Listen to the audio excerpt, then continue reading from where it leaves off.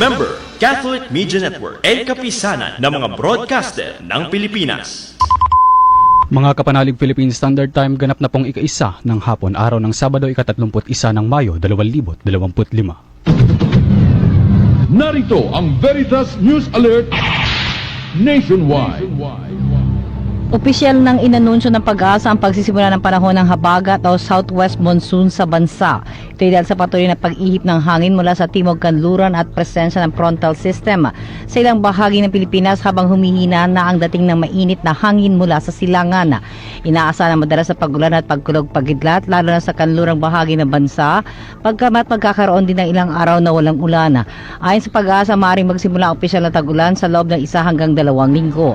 Pinapayuhan ng Pag-asa ang publiko na mag-ingat sa posibleng pagbaha at pagguho ng lupa na dala ng malalakas na pag-ulan. Magbabalik ang mga balita mamayang 2:00 sa kanyang kapanalig Marian Navales. Pulgo, sumainyo ang katotohanan. Abangan muli ang Veritas News Alert Nationwide.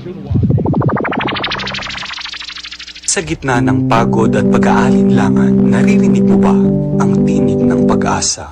Isang programang puno ng inspirasyon, na handog ng kabataan at para sa kabataan.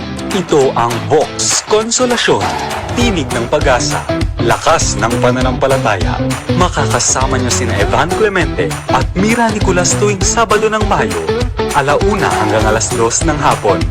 Dito sa Radio Veritas 846, ang radyo ng simbahan.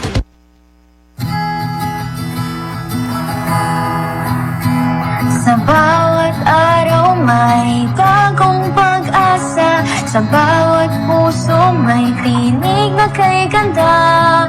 Vox Konsolasyon sa ating paglalakbay, gabay at liwanag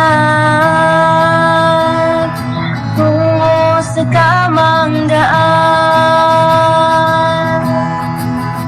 Tinig ng pag-asa at pananampalataya, sa bawat puso ating maririnig. Vox Konsolasyon, hatid ng Veritas, pag-ibig at kapayapaan, iyan ang ating hiling. Sa mga unos ng buhay, di tayo susuko. Ang biyaya ng Diyos ay sumainyo. Vox Konsolasyon ang ating sandigan sa oras ng alinlangan, patuloy lang ang laban.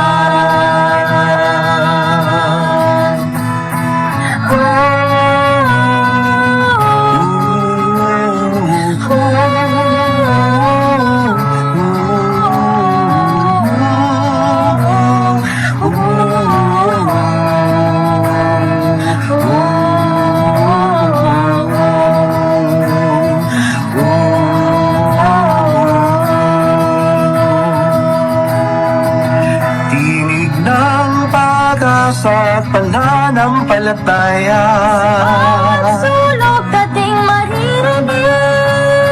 Vox Konsolasyon, hatid ng Veritas, pag-ibig at kapayapaan, iyan ang ating hiling. Sa pang-araw-araw na buhay, Salita ng Diyos sa atin ay gabay.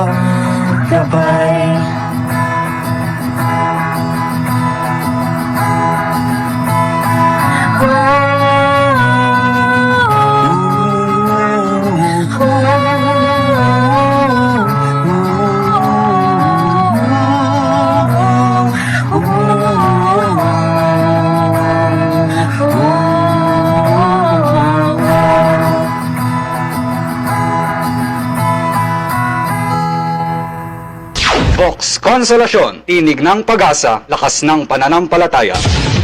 LCUP Campus Hour Season 12. Isang magandang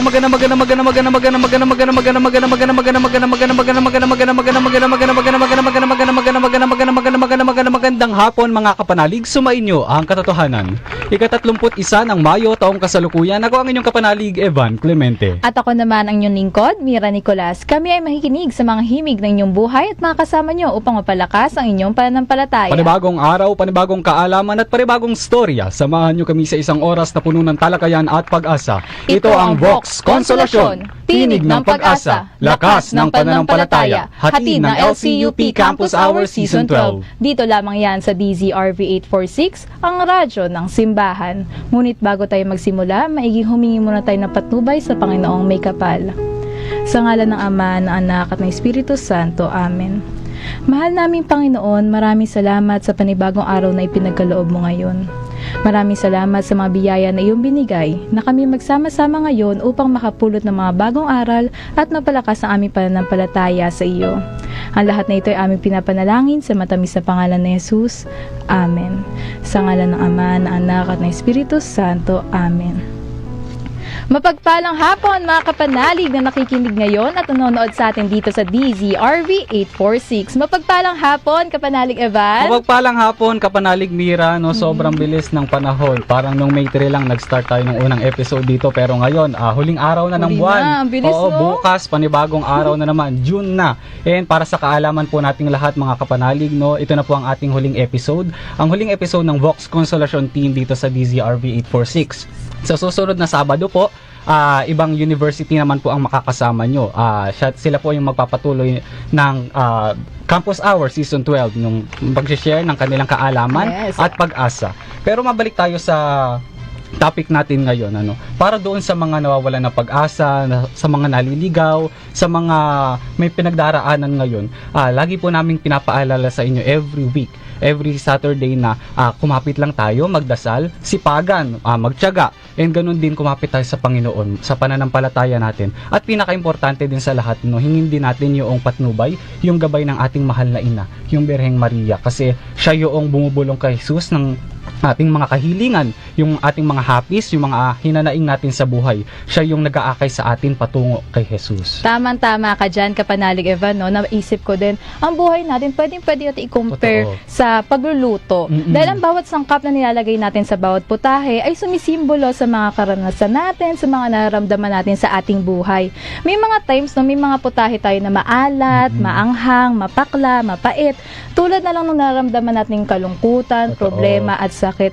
Ngunit mga kapanalig, tulad sa pagluluto, ang mga sangkap na ito, kapag pinagsama at niluto sa tamang paraan, ay nagiging masarap, mas makabuluhan at mas nagbibigay lasa sa ating paglalakbay. Hindi naman po kasi araw-araw ay matamis at hindi lahat ng bahagi ng buhay natin ay kaaya-aya.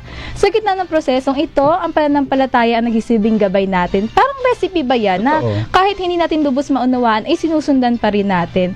Kaya mga kapanalig, sa tuwing dumaraan tayo sa unos o sa pagsubok, alalahanin natin, maaring bahagi lamang ito ng recipe ng isang mas masarap na bukas. Sang-ayon ako doon, pero noong nakaraang episode natin, noong nakaraang Sabado, ang episode natin ay tungkol sa isang grupo ng magkakaibigan na kung saan sila ay naliligaw, na hindi nila alam yung kanilang totoong layunin sa buhay. Bagamat may mga trabaho sila, may mga gampanin sila sa buhay, pero parang hindi sila masaya, parang may hinahanap sila. Pa rin sila. Hanggang sa nagpatuloy yung programa na nakilala nila yung isang tao na nag-inspire sa kanila, na nagturo sa kanila para makabalik sila sa kanilang tamang path. Yun si Tita Barcy. Katulad yun nung natin ngayon, ng episode natin ngayon, yung topic natin ngayon, no? Yung isang taong mag-aakay din sa atin habang tayo ay nasa kadiliman. Yung mag-aakay sa atin patungo sa liwanag, patungo sa ating Panginoon. Ito'y walang iba kundi si Mama Mary. Tama ka dyan, kapanalig Evan. Kaya naman mga kapanalig, para mapalalim pa ang ating usapan ngayong hapon, maaari nyo ipadala ang inyong mensahe sa ating text line 0918-837-4827 o 0918-VERITAS. Mapapakinggan at mapanood nyo rin po kami sa ating YouTube channel Veritas PH, Facebook page DZRV846 at maging sa Veritas Sky Cable 211. Ang atin pong 5th episode ngayon ay patungkol kay Birheng Maria at malalim ang debosyon nating mga Pilipino sa kanya. Ang ating pong question of the day ay, sa paanong paraan Sa iyong personal na karanasan ay naging lakas o gabay ang presensya ng Mahal na Birheng Maria upang makabangon at magpatuloy kayo sa gitna ng krisis o matinding pagsubok sa buhay. Sa paanong paraan sa iyong personal na karanasan ay naging lakas o gabay ang presensya ng Mahal na Birheng Maria upang makabangon at magpatuloy kayo sa gitna ng krisis o matinding pagsubok sa buhay. Ipadalangin niyo sagot gamit ang hashtag JustSaying sa ating comment section sa ating live streaming DZRV846 sa YouTube at Facebook. At makikita niyo rin kami sa ating Facebook page LCUP Campus Hour Vox Consolation. Muli para sa ating mga kapanalig na nakikinig ngayon, maaari po kayo magpadala ng inyong mensahe sa ating text line 0918-837-4827 o 0918-VERITAS.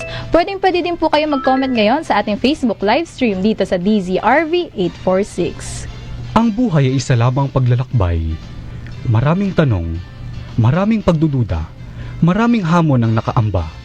Dahil dito ay madalas sabihin sa atin ang kadagang, kumapit ka at magtiwala.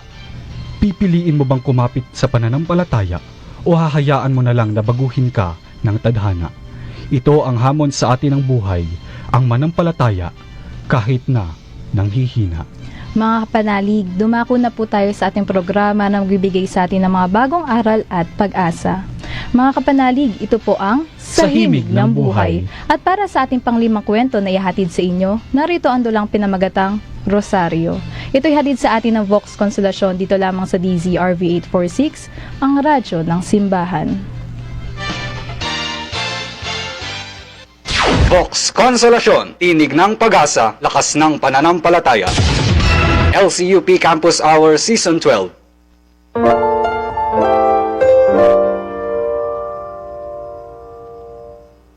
Palagi tayong pinapayuhan na maging mabuting tao. Mula sa kung paano dapat gumalang at rumispeto, hanggang sa paano dapat hubugin ang ating mga pagkatao. Pero kung ganito pala, bakit ganito ang mundong kinabibilangan ko? Ako si Rosario, at isa lang ang masasabi ko. Rock and roll, baby!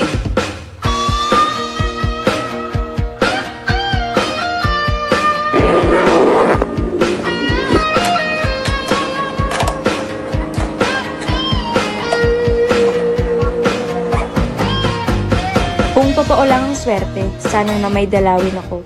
Dahil baka sakali lang, swerte ang magpalaya sa akin dito.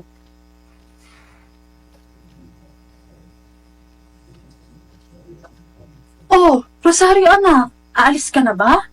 Kumain ka muna ng almusal. Nay, hindi na. Late na rin ako. Saka ayoko tumaba, no? Oh, sige. Pero bago ka umalis, pagdarasal mo ang kanta. Muko ka. Sabayan mo si nanay. Sa ngalan ng Ama, ng Anak, ng Espiritu Santo. Mahal na Inang Belen Maria, niaalit po ang aking anak na si Rosario. Libanagan niyo po ang kanyang kasipan, pagpuin niyo po ang kanyang puso, at ibayin niyo po siya sa kapahamakan ng Diyos. Kayo na pong bahala sa kanya.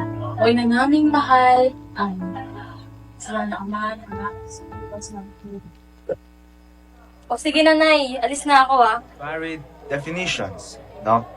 To some, pali textbook, it is a shared process of information. Pero, by person, iba eh. To some, it forms a mutual bond. To some, it's just spend time with someone. Okay, class, communication is often misunderstood. Kung kat hindi mo sasabihin na sa TV ka magtatrabaho, hindi na talaga alam kung gagawin mo sa communication course. That's why class Hindi. Siya tayo mamaya, di ba? Bakit? Nakaba sila dito at wala. Sa ka-birthday ko bukas, magsisilbi ang ina sa simbahan. Saka si tatay nasa Batangas, next day pa ang uwi mo. Kaya tawagin mo ang tropa, iinom tayo.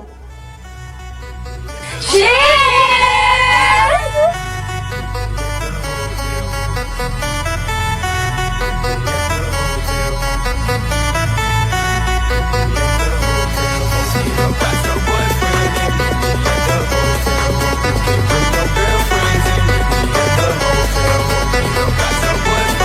Happy birthday, girl! Happy birthday, girl! Thank you, girls! Let's enjoy the party!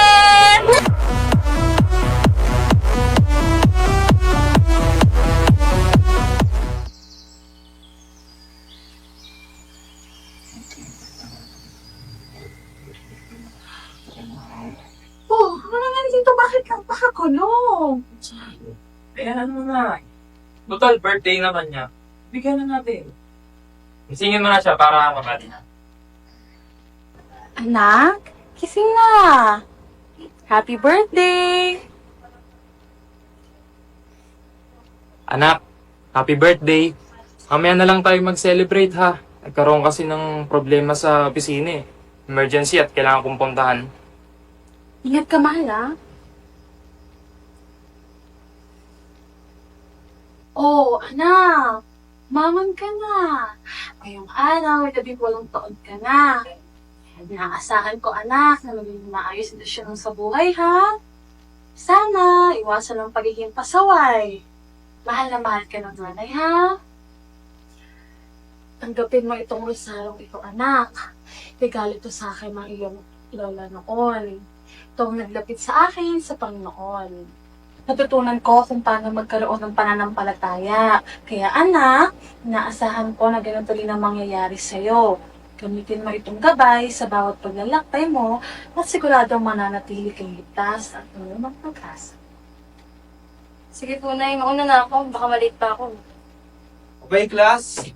I just want to say congratulations kay Miss Rosario for getting the highest score in the class.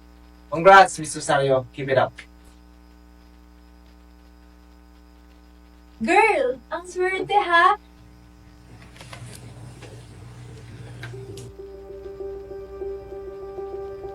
You won't believe what happened. Oh, ano balita? Naalala mo, last week, intrams, di ba? Pinilit kitang sumali sa hair and makeup contest. Ay, Day, di ka maniniwala. Nanalo ka!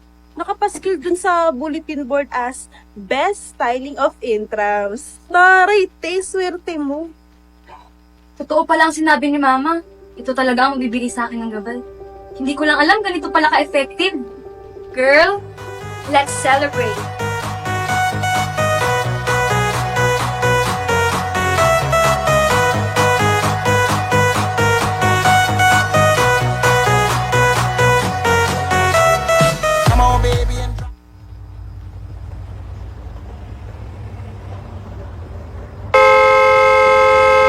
Ano, magpapakamatay ka ba? Kung gusto magpakamatay, tumalok ka sa tulay. Huwag ka na madamay ng tao.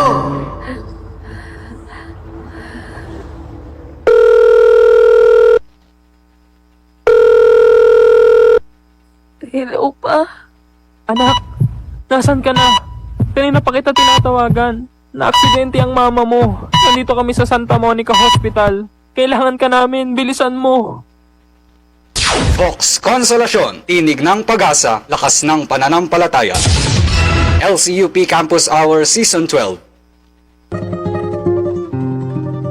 Ang pambansang araw ng Watawat, kapanalig, ang National Flag Day ay nagsisimulang ipinagdiriwang tuwing ika-28 ng Mayo bilang paghahanda sa Araw ng Kalayaan upang isapuso ang kahalagahan ng ating Watawat sa kasaysayan na simbolo ng soberanya at sisidlan ng ating uliran at tradisyon. Ang pambansang araw ng Watawat noong May 28, 1898, nakamit ng hukbong revolusyonaryo ang tagumpay sa Battle of Alapan kung saan unang itinaas ang Watawat ng Pilipinas. Kapanalig, bilang pakikiisa sa National Flag Day, hinihikayat ang paglalagay ng ating watawat sa bawat establishmento sa trabaho, paaralan at sa ating mga tahanan. Ang pambansang araw ng watawat, kaysa ang inyong kapanalig na himpilan. Veritas 846, ang radyo ng simbahan sa pagbibigay pugay sa ating watawat.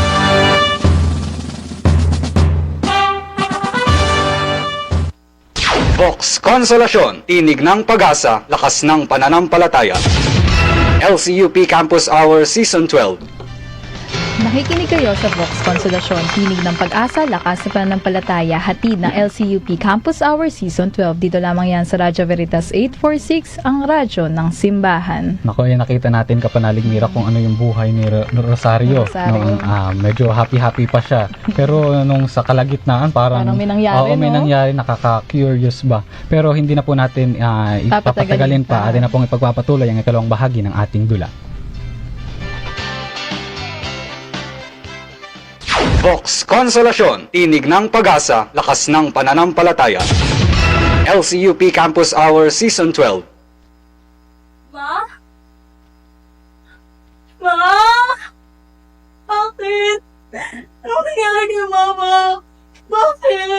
anak ng mama mo.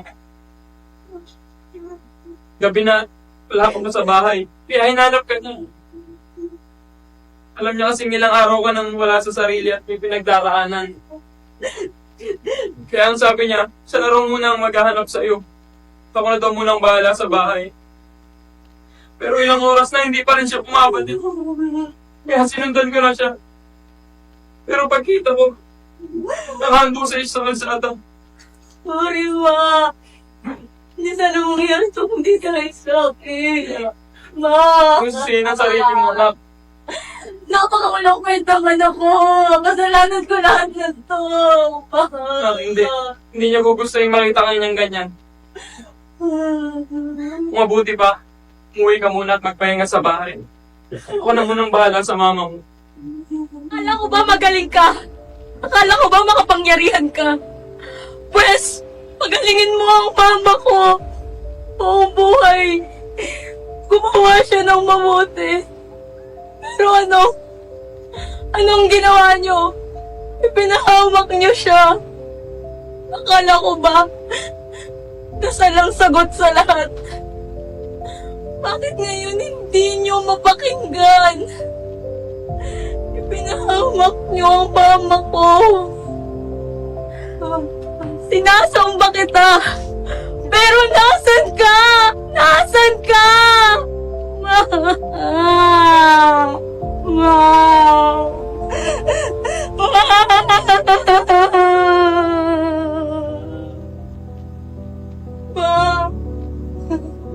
Rosario, kumusta ka na anak? Kumusta na ang mama mo? Aling Gracia, hindi pa rin po siya nagigising. Ilang linggo na po siyang nandito. Sabi ng mga doktor, ipagkakataon na din daw po siya magising. Tiwala ka na, anak. Magigising ang mama mo. Alam kong malakas siya, hindi siya susuko. Rosario, tiwala ka lang din sa taas. Hindi ayos na ang taas. Pagtiwala? Matagal na akong di naniniwala. Lahat kinuha nila sa akin. Pag iba naman si Mama, kukunin nila. Rosario, alam ko may galit at tuwag ka palit sa puso mo dahil sa mga nangyari doon. Pero hindi habang buhay ikukulong ang sarili mo sa nakaraan.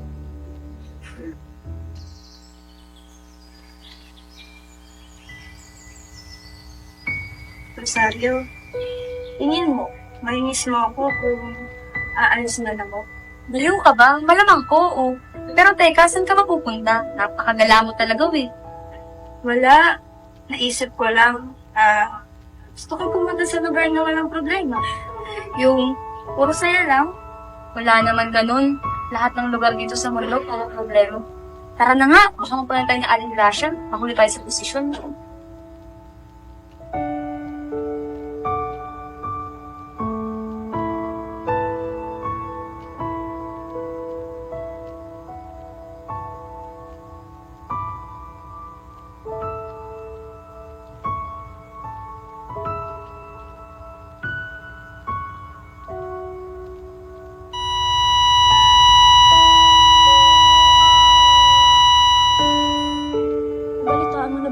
Sa anak ni Aling Mia.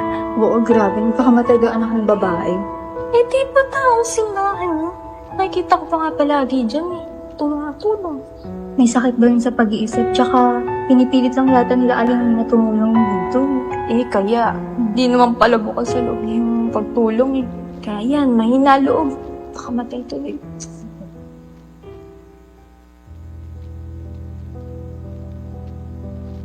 Mauna na ako, Rosario.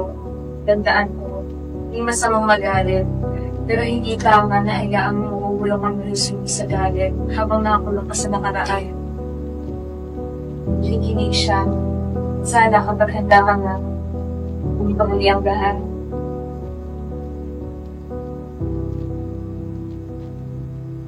Alam ko po, naging makasalanan ako.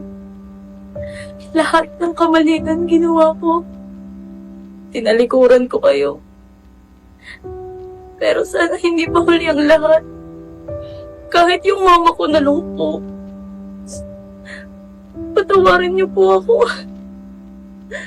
Hindi niya po deserve lahat ng to. Kahit si mama na lang po. Nagsisisihan ko na po ang lahat. Patawarin niyo po ako.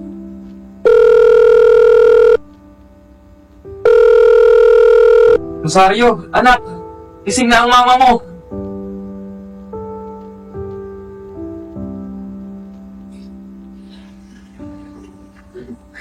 Ma? Sorry, Ma. Pinagsisisihan ko na ang lahat. Sorry dahil lang walang kwentang ano po. Yeah. Yeah. Salamat, Ma. Tawarin mo naman, Ma. Pagkapulong din ako sa inyo. Sorry, Mama. Tawarin niyo po ako. Mahal na mahal ko po kayo ni Mama. Ayoko na po mawalan ko ng mahal sa po. Ayoko pati kayo mawala po. Sorry po.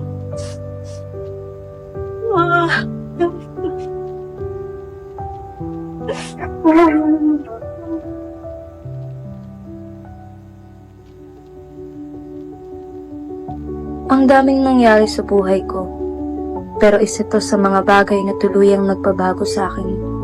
Hindi lang tong rosaryo ang binuhat ko muli, kundi pati ang bigat ng galit, takot at pagsisisi sa puso ko.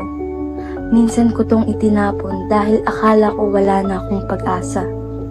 Pero lahat ito ay binago, pati ang direksyon ng buhay ko, ang pananampalataya ko, at ang puso kong muling natutong maniwala. Ngayon, alam ko na, hinayaan mo akong pagdaanan ang lahat para makilala ka. Tumayo bilang isang ina para turuan ng kanyang anak na matuto at magbago. Salamat sa pagkakataon na ibinigay mo para ako'y magbago. Ako si Rosario. Hindi ako perpekto, pero malinaw na. Natutunan ko na. Salamat sa pagmamahal, paggabay at pag-alala. Ngayon, alam ko, saan man ako magpunta, kasama kita.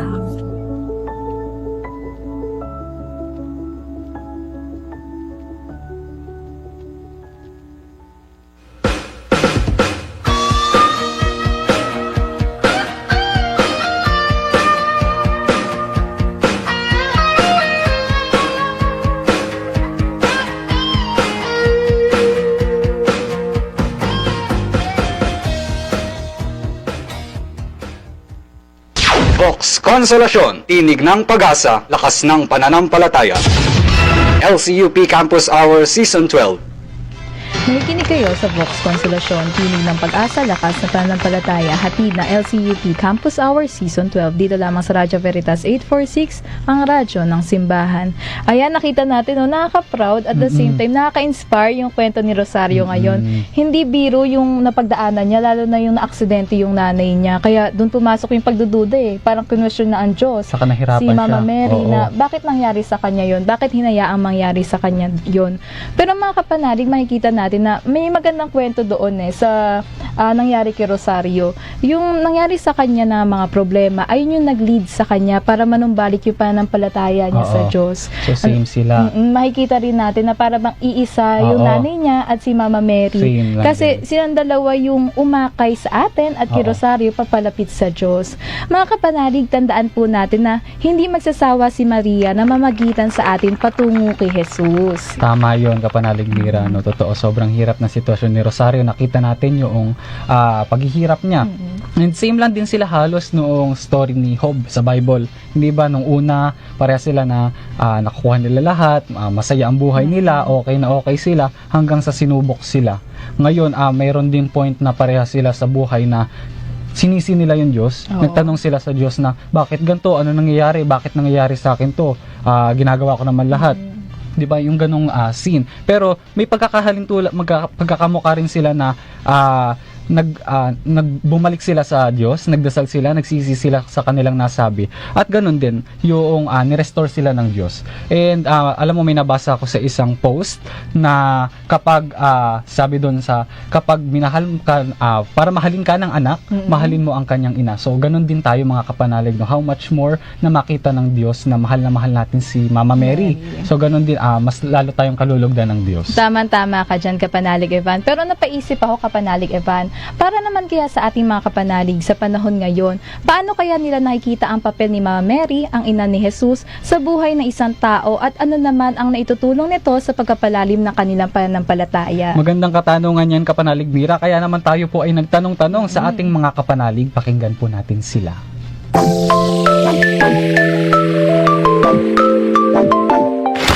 Sa panahon ngayon, paano mo nakikita ang papel ni Mama Mary, ang ina ni Jesus, sa buhay ng isang tao? Bukod po sa siya ay naging inspirasyon, siya rin po ay nagiging tagapag-ugnay natin sa ating pong Panginoon. Siya rin po ay nagsisilbing modelo at huwaran sa pamamagitan ng kanyang pananalig at pananampalataya. Siya rin po ang siyang nag-aampon, tumutulong at sumasaklono sa mga tao sa anumang kunos at pagsubok na kanilang kinakaharap sa buhay. At higit sa lahat, siya po ang nagiging talang gabay ng bawat tao upang makamit ang liwanag at makamit ang magandang pananalig at pananampalataya na para sa Diyos at upang makalapit sa paanan ng kanyang anak na si Jesus. Para sa akin, si Mama Mary isang ilaw na nagbibigay sa atin ng liwanag sa madilim na bahagi ng ating buhay. Hindi lang siya ina ni Jesus, kundi isa din nating ina na nakikinig sa ating mga dalangin at nagbibigay ng pag-asa sa oras ng ating pangangailangan.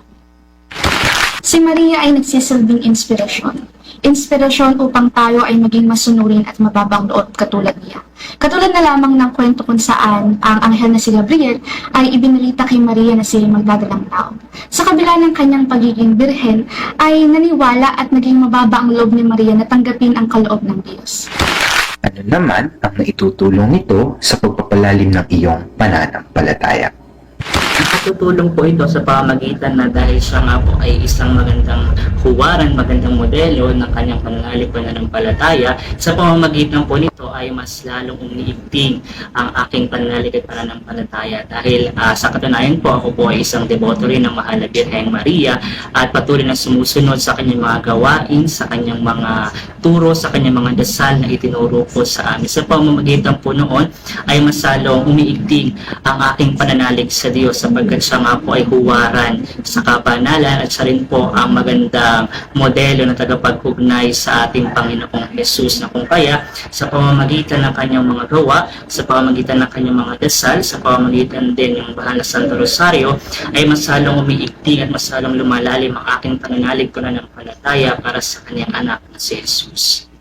Ang pagdarasal kay Mama Mary ay nakakatulong sa akin na maging matatag at malapit kay Jesus. Sa kanyang halimbawa sa pagtanggap ng kalooban sa Diyos, natutuwa kong magtiwala at manalig sa plano ng Diyos kahit mahirap ang sitwasyon. Sa tulong ng Inang Birheng Maria ay lumalalim ang aking pananampalataya dahil isa sa mga tumatak sa aking isipan ay ang kanyang naging sagot sa anghel na si Gabriel, kung saan mangyari nawa po ang sinabi niya sa akin. Walang pag-aalinlangan at puno ng pagiging mababang loob. Ang kanyang naging sagot ay nagpapakita ng mataas niyang papuri at pananampalataya kay Jesucristo. Kung kaya ito ang aking inspirasyon upang maging katulad niya, manampalataya ng walang pag-aalinlangan at pagtatulog.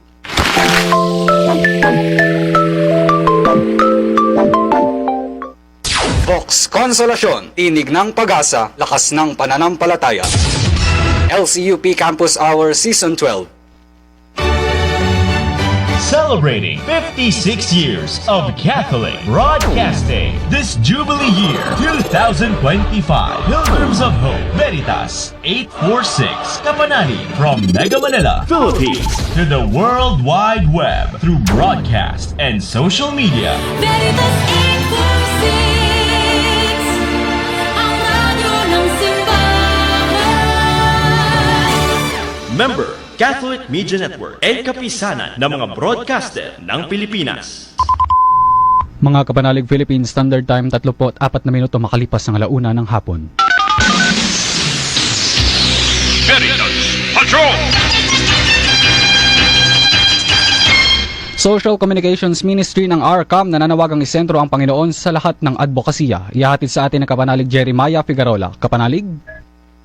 Maraming salamat, Evan. Isinusulungan ng Archdiocese of Manila Social Communications Ministry ang pagsentro sa Panginoon sa pagmimisyon sa bawat social communication ministry sa mga simbahan. Ito ang mensahe ni Ms. Jeng Trado ng Archdiocese of Manila Social Communications Ministry at ARCAM, Archdiocesan Office of Communication, sa idinadaos na 2025 Media Convention Social Communications Masterclass. Ayon kay Prado, sa pamamagitan ng pagsentro sa Panginoon at kay Jesucristo sa mga social communications ministries, ay higit na mapapalalim ang pananampalataya at pagsisilbi ng mga SOCOM ministers upang higit na mapaigting ang pananampalataya at pagsisilbi para sa simbahan. Sa pamamagitan din ito, ayon kay Prado, ay higit na mapapalaganap ng mga mananampalataya at pahihimok ang mga kabataan o mas marami pang mamamayan na mahalin ang paglilingkod sa kanilang mga SOCOM upang higit na mapatibay ang pamamahayag ng mabuting balita ng Panginoon. Ang 2025 Media Convention ay ang taunang gawain ng Archdiocese of Manila Social Communications Ministry na tinitipon ng mga SOCOM ministers o volunteers na mula sa iba't ibang bikaryato o dioceses sa Archdiocese of Manila o mga karatig dioceses upang hasain ng ilang araw ang kanilang mga kasanayan at kakayahan sa pamamahayag ng salita ng Diyos sa kanilang mga parokya at sa dioceses. Yan muna mga pangyayari live dito sa Social Communications Ministry Media Convention 2025 para sa Veritas 846 ang radyo ng simbahan. Ako ang inyong kapanalig Jeremiah Figueroa, sumainyo ang katotohanan. Veritas Patrol! Vox Consolasyon, tinig ng pag-asa, lakas ng pananampalataya. LCUP Campus Hour Season 12. Nakikinig kayo sa Vox Consolasyon, tinig ng pag-asa, lakas ng pananampalataya, hatid na LCUP Campus Hour Season 12. Dito lamang sa Radyo Veritas 846, ang radyo ng simbahan. Ayan, Kapanalig Evan, nakita at napakinggan natin yung mga kapanalig natin kung shinare nila kung ano at sinong inang Birhen Maria para sa kanila. Nakakatuwa no kasi ang lalim ng mga definition nila. Yung iba, ang sabi, si Maria daw isang modelo ng pagsunod, kababaang loob at katatagan. Katulad din naman daw ni Maria, hindi din madali ang kanyang naging buhay. Isa po siyang ina, nakaramdam siya ng physical and emotional pain. Pero makapanalig sa kabila ng mga ito, nandun pa rin yung pananampalataya niya na maniwala at kumapit sa Diyos. Oo, at tulad din ng mga sinabi nila, parang isummarize natin na yung sa mga sagot nila na si Maria ay ating tagapamagitan sa Diyos. Hindi tayo nagdadasal para kay Maria, kundi nagdadasal tayo kay Maria para ihatid ni Maria yung panalangin natin sa Diyos. Diba? Tulad nga ng sabi ng mga kapanalig nating na interview, si Maria ay isang gabay, ilaw at inspirasyon. Nakakatuwa kasi habang tumatagal, mas lumalalim yung kanilang pananampalataya sa Diyos at lumalalim yung kanilang debosyon sa ating Inang Maria. Tama ka dyan, Kapanalig Evan. At para mas mapalalim pa ang ating usapan, makakasama natin ngayong hapon ay ang ating mga bisita na magbibigay gabay at bagong pananaw tungkol sa Inang Birheng Maria. Ito ay walang iba kundi sina Sir Christian Katindig, Program Head ng Theology at Sir Neil Tabingo, Theology Professor ng La Consolacion University, Philippines. Mapagpalang hapon po mga kapanalig. Mapagpalang hapon po Sir Christian at Sir Neil. Welcome po sa Vox Consolacion Campus Hour dito sa Radyo Veritas 846. Sir, nakita po natin ang kwento ni Rosario. Isa po siyang dating deboto ni Birheng Maria pero ang dami po nangyaring problema sa kanya. Kaya po nawalan siya ng pananampalataya sa Diyos at kay Birheng Maria. Ang una po naming katanungan para po sa inyong dalawa, para po sa inyo, sino po si Maria? Sir Neil. Si Sir Neil. So, si Maria ay sa akin, personal, sa akin, si Maria ay isang biyaya ng Diyos na ipinagkaloob sa atin, sa simbahan, para patuloy na maggabay, patuloy na tipunin tayo bilang isang simbahan patungo sa kanyang anak na si Jesus.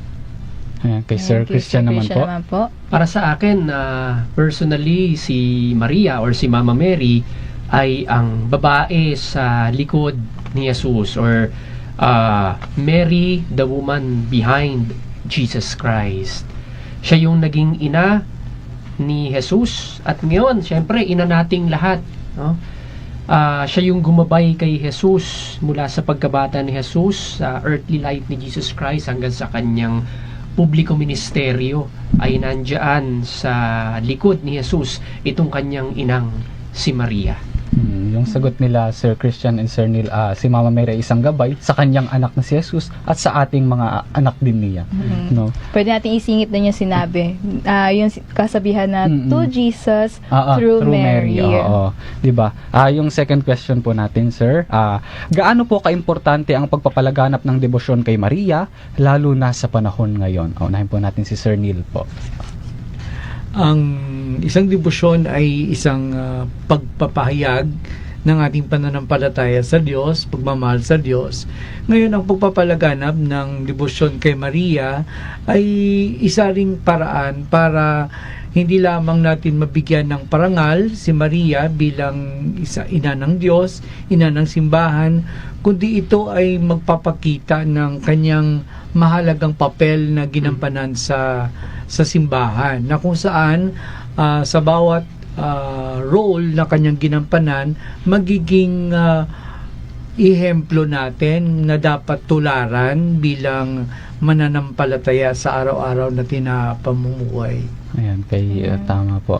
Kay Sir Christian naman para po. suportahan yung sagot ni Sir Neil, tayo nga bilang mga Pilipino dito sa Pilipinas, we are a Christian country, and also we are a Marian country. Napakalapit ng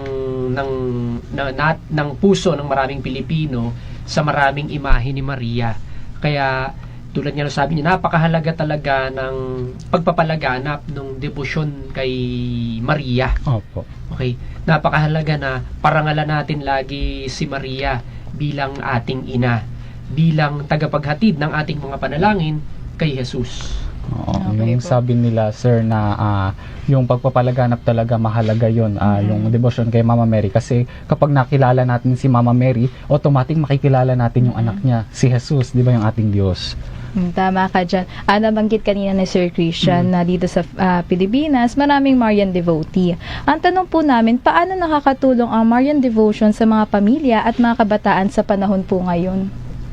Okay, tulad ng ilagay natin sa konteksto ng pamilya, sa isang pamilya, napakahalaga ng ginagampanan na papel ng isang ina. Opo. Ganon din sa pangkalahatan, napakahalaga ng ginagampanang papel ng ating inang si Maria sa ating lahat. Imagine ninyo, tayong mga devotees, tayong mga mananampalataya, isang malaking pamilya, at ang ating ina ay si Maria. At sa praktikal na pagtingin sa isang maliit na pamilya, ano ba ang ginagampanan ng isang ina? Di ba siya ay nagsisilbing isang ilaw ng tahanan? Opo. At gayon din ang ating dapat maging pagtingin sa kay Maria bilang ating gabay, bilang ating liwanag, bilang ilaw sa bawat ating tatahaking daan sa ating pananampalataya. Salamat po kay Sir Neil po. At idagdag ko rin din na ang si Maria ay nagiging instrumento para malaman natin ang katotohanan tungkol sa plano ng Diyos sa atin, na kung saan dito natin mapapalalim, mapapatibay ang ating pananampalataya sa pamagitan ng kanyang buhay nang siya ay kasama ni Jesus in the public ministry of Jesus. Ngayon, ang pag-uusapan natin ang pananampalataya, mayroon akong isang hindi makalimutang tatlong salita na kung saan nakuha ko rin sa pamagitan ng ehemplo ni Maria. Ang pananampalataya ay binubuo ng tatlong mahalagang salita na dapat nating pagnilayan. At ang una, ito ay yung namnam, na ang pananampalataya ay kinakailangan ninanamnam natin, katulad ni Maria. Bagat mayroong mga bagay na hindi niya naintindihan, pero binigyan niya ito ng pagkakataon para namnamin, alamin, pagnilayan, para matanggap niya ang plano ng Diyos sa kanya. Ang pangalawa naman siguro ay sa ating buhay na ang pananampalataya, dapat ang yung salitang pananampalataya, mayroon dong salitang pala. Ano bang ginagawa natin sa pala? Ang pala ay ginagamit natin instrumento para hukayin. Bakit hinuhukay? Para palalimin natin ang ating pananampalataya. So, ang pananampalataya dapat ay hinuhukay, no? Dapat pinapalalim ito. At si Maria ang nagbigay sa atin ng halimbawa kung paano pinapalalim ang ating pananampalataya, 'di ba? In like for example, in our university, meron kaming core values. Isa doon ay yung interiority, na kung saan binibigyan ng pagkakataon na bumalik sa loob, no? Para palalimin ang pananampalataya. At ang pangatlo ay taya, no? Pananampalataya. Na ang pananampalataya, sa ating pananampalataya, kinakailangan natin itaya, no? Katulad kay Maria, hindi na niintindihan, pero patuloy niyang patuloy siyang sumunod sa plano ng Diyos sa kanya, pagtataya ng pananampalataya. Napakaganda ng sagot ni Sir Neil. Binigyan niya talaga ng 3 puntos, di ba, yung pananampalataya. Pero mga kapanalig, huwag po kayong aalis. Magbabalik po ang Vox Consolacion LCUP Campus Hour matapos ang ilang paalala. Vox Consolacion, tinig ng pag-asa, lakas ng pananampalataya. LCUP Campus Hour Season 12. Kung tayo ay may padala sa Luzon, Visayas o Mindanao pa, dito na kayo sa subok na. Sa JRS Express kayo ang bida. Kahit kailan maaasahan, kahit saan makakarating. Big or small, we have in everything. JRS Express. Basta sa padala, JRS Express na. Kapanalig, meron ka bang kwentong pagsubok na nangangailangan ng payong espiritual? Magpadala na ng liham sa Dear Father, Dear Father, Dear Father, Dear Father, Dear Father. Lumiham via email sa Dear Father Letter Sender @veritasph.net o magtungo sa ating himpilan sa 162 West Avenue Corner, EDSA, Quezon City, at abangan ang pagsasayang papawid ng iyong kwento na mapapakinggan sa programang Healing Touch sa Veritas tuwing alas 11 ng gabi mula Linggo hanggang Biyernes.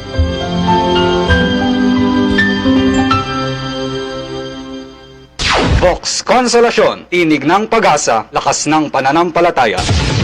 LCUP Campus Hour Season 12. Nakikinig kayo sa Vox Consolacion, tinig ng pag-asa, lakas ng pananampalataya, hatid na LCUP Campus Hour Season 12. Dito lamang sa Radyo Veritas 846, ang radyo ng simbahan. Tutuloy na po natin ang interview kay Sir Neil at kay Sir Christian, no? Ang ating pong next question, paano po natin matutulungan ng mga taong may pag-aalinlangan o hindi pag-aanong nakakakilala sa debosyon kay Maria upang maintindihan ang kahalagahan nito sa ating pananampalataya? Kay Sir Christian po. Christian po tayo. Ayun, bilang isang tagapagturo ng teolohiya siguro simulan ko sa mga aking mga estudyante, no? Kasi hindi naman lahat may paniniwala o may pananampalataya kay Maria. Isang paraan siguro yung aming pagtuturo sa inyo sa theology para maipalaganap din yung debosyon at paniniwala kay Maria. Ito yung isang daan, ito yung available para sa amin, ito yung means na available para sa amin para maihatid yung mensahe patungkol sa paniniwala kay Maria, yung pagtuturo namin bilang mga guro. Thank you po, sir. Kay Sir Neil po. Dadagdag ko rin na kung si Sir Christian sa eskwelahan, ako rin nasa eskwelahan, pero kung mapapansin natin, paglabas natin sa eskwelahan, no? Ano ang nangyari pagkatapos paglabas natin sa eskwelahan? Mapapansin natin na maraming mga tao na hindi kinikilala si Maria, hindi kinikilala bilang bahagi ng kasaysayan ng kaligtasan natin. Pero ang isang mahalaga siguro, kung hindi man natin matanggap, no? Hindi matanggap, ipakita natin kung paano natin mahalin si Maria, no? So, pagmamahal kay Maria sa pamagitan ng pagmamahal siguro sa kanyang mga anak. Opo. Especially yung mga kapuspalad natin mga kapatid dahil sila ang pinakasentro ng simbahan, no? Opo. So, mahalin natin si Maria sa pamagitan ng pagmamahal natin sa mga kapatid nating kapuspalad Opo. sa labas nating eskwelahan. Ang ganda ng sagot ni Sir Neil na kung hindi mo matanggap kasi nagtuturo din sila so paglabas nila ng school ay medyo nakakalimutan na. So totoo naman 'yon. Ngayon kung hindi naman matanggap si Maria, at least tumulong ka or gawin mo irespeto mo lang si Maria, tumulong ka sa mga kapuspalad, sa mga nasa abang kalagayan. Kumbaga, pagkasabi nga ni Sir Neil, ipakita natin kung paano minahal ni Maria ang kanyang mga anak. Kaya naman po sa ating huling tanong, bukod sa mga panalangin at debosyon, paano pa natin maipapakita ating pagmamahal at paggalang kay Inang Maria sa pang-araw-araw nating buhay po, kahit sa inside and outside ng school po? Ayun, tulad nung yung sabi ko nga kanina, napakahalaga na hindi lang ito pananampalataya o panalangin natin kay Maria. Mahalaga rin na yung mga karakter at katangian ni Maria ay nakikita rin sa ating buhay. Opo. Yung ating pananampalataya sa Kanya ay naita-translate natin sa ating mga ginagawa sa pang-araw-araw nating buhay. For example, isa sa napakahalagang karakter at katangian ni Maria ay yung humility. Ayun. Yung kapakumbabaan. Mababang loob si Maria. So, hindi lamang tayo naniniwala doon sa karakter na iyon, kundi dapat na itatranslate natin ito at nagiging kawangis natin si Maria. We model Mary the Filipino way. Opo. Napakahalaga nun. Modeling Mary or modeling even Jesus Christ, no? The Filipino way. Napakahalaga yun. No? At siguro sa ating araw-araw na pamumuhay bilang isang konsolinian, okay, sa ating eskwelahan, may pakita natin sa pamagitan ng magandang ehemplo, no, sa lahat, no, na gayahin natin ang title ni Mary na Our Lady of Consolation. At araw-araw tingnan natin kung paano ba ako nagiging consolation, no? Sa aking mga kaklase, sa aking kapwa-guro, sa aking mga kaibigan, sa aking mga even sa mga tao na hindi natin nakikilala, nakasama natin sa sasakyan, paano ba tayo nagiging consolation sa mga tao na kapuspalad, sa mga taong may sakit? Paano ba tayo nagiging consolation? Or paano natin naipapadama, naidala o dinala si Jesus sa ating kapwa, lalo na sa mga taong unti-unti nawawala ng pananampalataya, na kung saan sana pag nakita nila tayo, nakita nila yung tinatawag natin si Kristo sa pamagitan ng ating pagiging consolation kagaya ni Maria.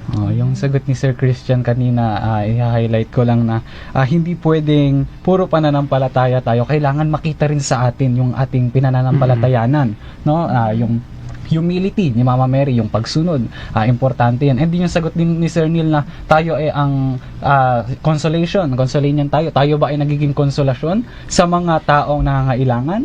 Tayo ba ay nagiging konsolasyon sa mga taong nasa laylayan? Tayo rin, o kahit ba minsan tayo ay naging konsolasyon na, di ba? Importante talaga yun. Tsaka importante talaga magpakita tayo ng pagmamahal at malasakit sa kapwa kahit may nakatingin man o wala. Sobrang importante nun. Kaya maraming salamat po Sir Neil, Sir Christian sa pagpunta po dito sa effort and time nyo po para ma-inspire yung mga kapanalig natin nakikinig at nanonood po ngayon patungkol po kay Inang Maria. Ayan mga kapanalig, alamin naman natin ang mga mensahe na ating mga kapanalig mula sa ating mga comments. Ayan. Unahan kita, Kapanalig Mira. Galing kay Kapanalig Carl. Noong panahon na hindi ko alam ang aking gagawin, tulad na lang sa panahon ng kalungkutan at sabay-sabay na problema, hindi ko rin alam kung sino ang aking lalapitan at kung saan ako sasandal. kung saan dumating rin ako sa punto na wala ng pag-asa.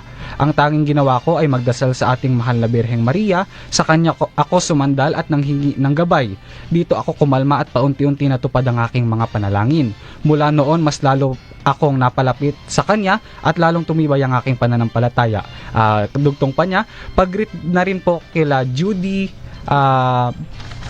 Angela, Judy Jeron at kay Carl Angela, Harvey at ayan. James.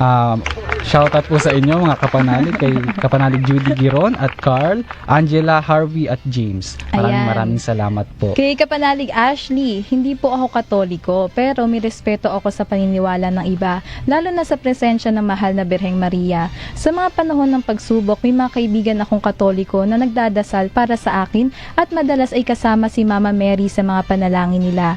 Sa kaibang paraan, ramdam ko yung peace at support na dala ng faith nila. Ang ganda no, kahit hindi siya Katoliko, naramdaman niya yung peace and sabihin natin love ni Mama Mary. Importante doon, no. Tama ka dyan. Isa pa, galing kay kapanalig Weng GJ, minsan kong pinagdudahan ang aking ang pagmamahal ni Mama Mary noong dumanas ako sa pagsubok, pero hiningi ko rin ng tawad yon dahil sa kanya ay tumuloy ako sa pagdarasal ng rosaryo at gumaan ang aking hinaharap sa buhay. Salamat at hindi ako pinapabayaan ni Mama Mary at hindi rin ako nawawalan ng pag-asa. Yon, importante talaga yon, yung pagkawalan ng pagkakaroon natin ng pananampalataya, di ba? At sa huli nating comment, galing kay kapanalig Bernard, para sa akin si mahal na Inang Maria ay parang second mom.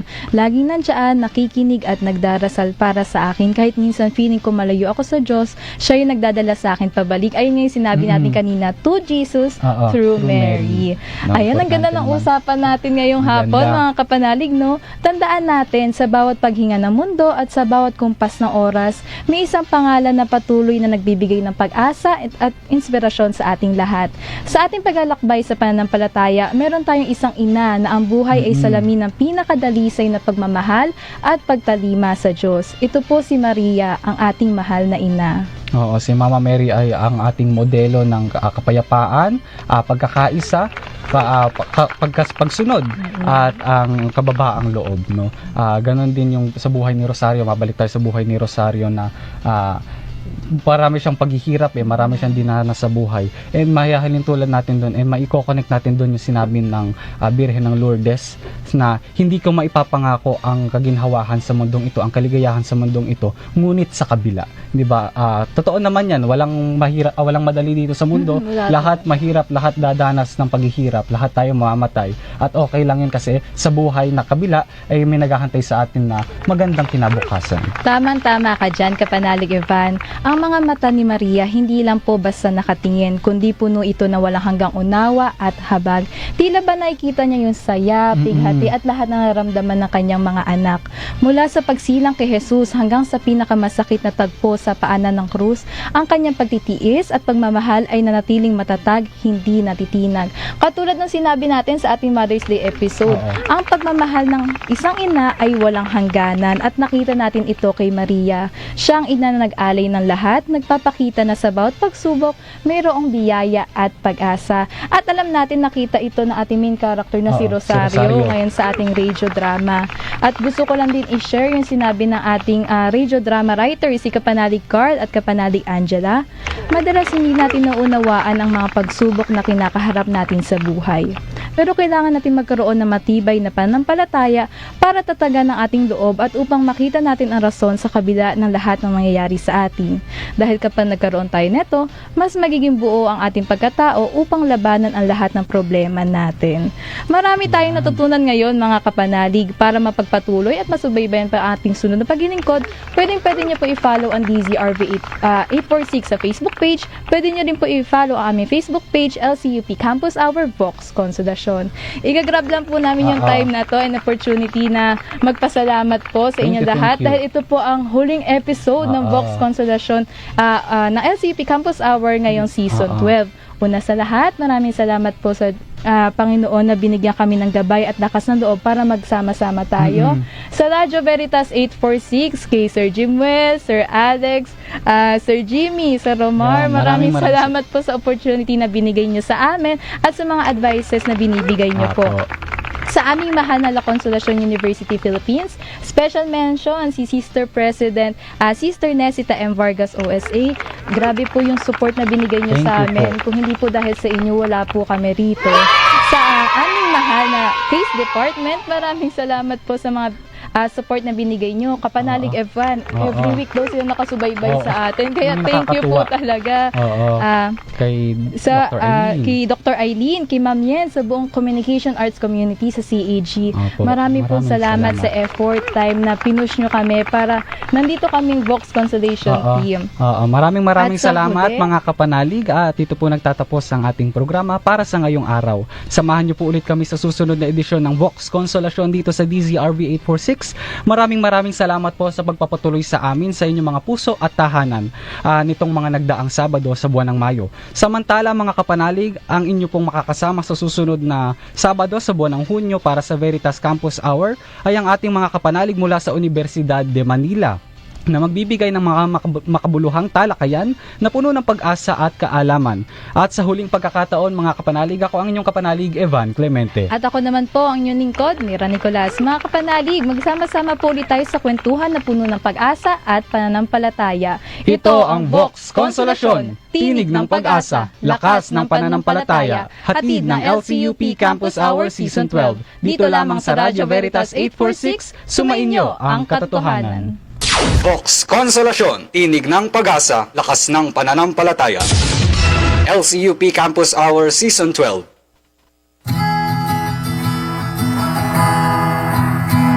Sa bawat araw may bagong pag-asa, sa bawat puso may tinig na kay ganda. Vox Consolacion sa ating paglalakbay, gabay at liwanag tungo sa tamang daan. Tinig ng pag-asa at pananampalataya, sa bawat puso ating maririnig. Vox Consolacion, hatid ng Veritas, pag-ibig at kapayapaan, iyan ang ating